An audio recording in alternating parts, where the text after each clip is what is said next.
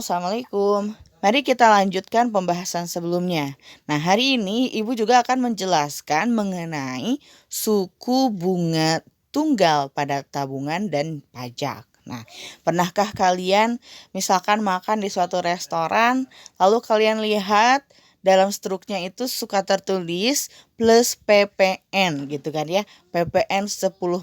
Nah, PPN itu adalah pajak. Nah, pajak adalah besaran nilai suatu barang atau jasa yang wajib dibayarkan oleh masyarakat kepada pemerintah.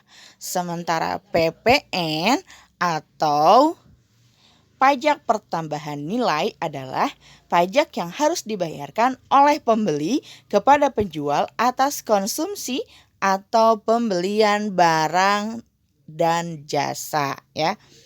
Nah, bagaimana cara menghitung pajak? Rumusnya itu adalah seperti berikut. Pajak sama dengan persen pajak dikali harga awal. Nah, sementara rumus untuk menentukan harga akhir adalah harga awal ditambah pajak. Nah, agar kalian lebih memahaminya, seperti biasa kita langsung ke contoh soal saja ya. Mari kita simak contoh soal berikut ini.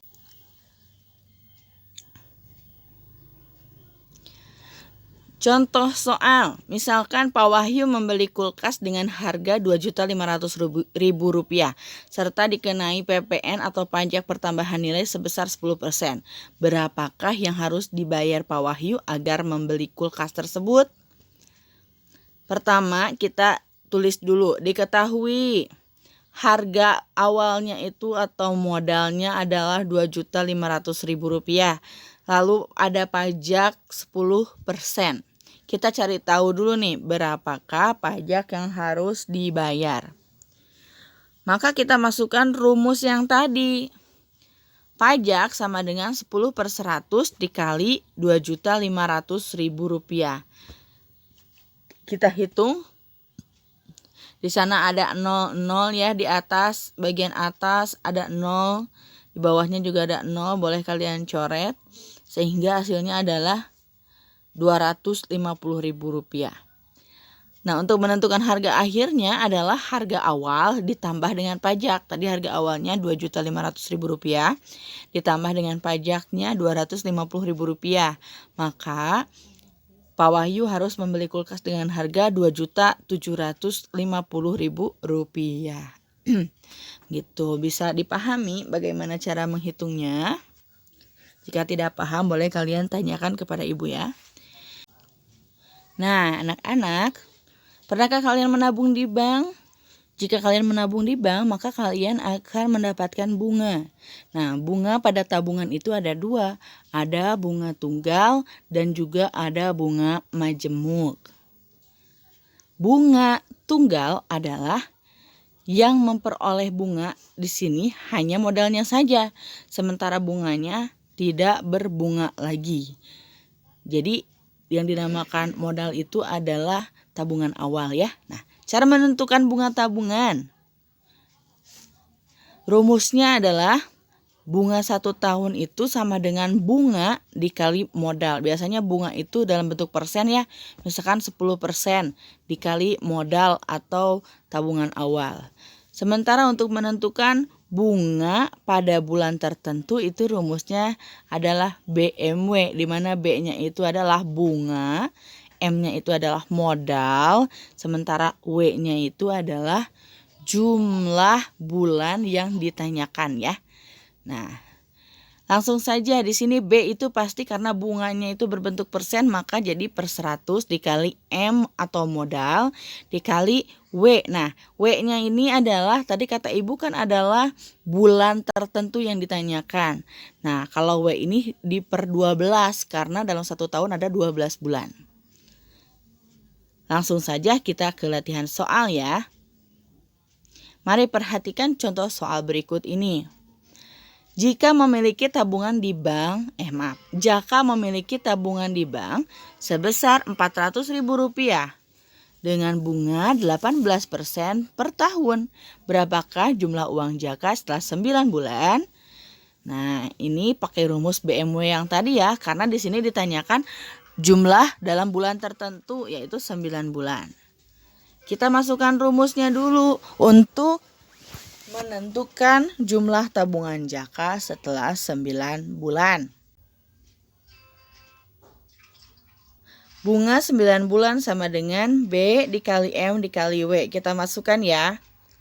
Bunganya adalah 8%, maka 18/100 dikali modalnya 400.000 dikali bulan yang ditanyakan 9 kan? 9/12. Tadi Ibu bilang 12 itu adalah jumlah bulan dalam 1 tahun. Sekarang kita hitung ya. Kita coret dulu, perkecil atau sederhanakan 9/12 itu menjadi 3/4. Nah, kemudian kita hitung lagi. Nah, 100-nya nih boleh kita coret nolnya karena ada di yang 400.000, maka sisanya 18 dikali 4.000 dikali 3. Yang bawahnya per 4 sama dengan 54.000.